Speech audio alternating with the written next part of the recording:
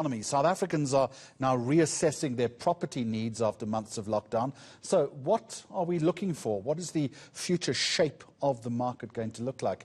Andrew Golding, Chief Executive Officer of the Pam Golding Property Group, joins me now on that lunchtime. Andrew, good afternoon to you. Let's get to the news first of all, if we can. You've just seen the GDP numbers nosedive by over 50%. How are you digesting this, and what does this mean for the property market? Good afternoon, Jeremy. Thanks for having me on the show. Yes, so obviously against the backdrop of a disappointing economic results, the probability is that the property market is going to follow suit. But we've seen since lockdown a very surprising and very buoyant market. I think partly as a consequence of pent-up demand of having had the market essentially shut down for 2 months, but also because interest rates are at 50-year historic lows, and there appears to be activity in the market, which is obviously a balance between buyers and sellers. And so I think the jury's out on whether the current activity in the property market is sustainable or whether it's in fact going to be influenced by the negative economy, which is obviously the probability. But at this stage, we're not seeing it. Is this buoyancy across all sectors?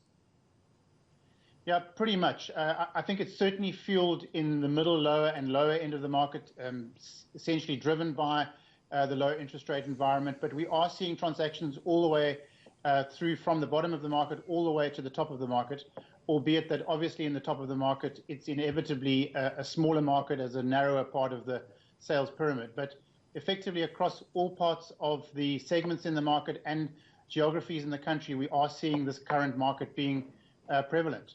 I don't want this next question to sound too philosophical, but as a result of the pandemic, one has got to assume that our relationship with property as a purchase has changed. Yeah, there's no doubt. I think there are a number of trends that we are seeing emerging in the market, albeit only 3 months post-lockdown, which are indicating that there's a potential series of fundamental shifts in the property market. We're seeing some people looking to upgrade and upscale their properties quite surprisingly because they need more space at home.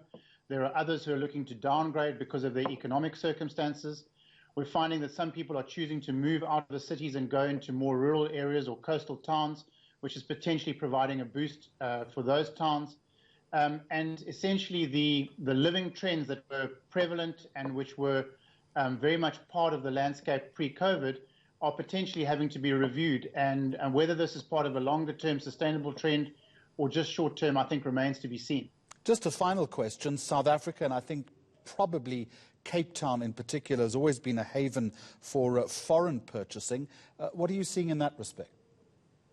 Yeah, so it's been certainly very quiet during the lockdown. Obviously, no foreigners have been able to come in.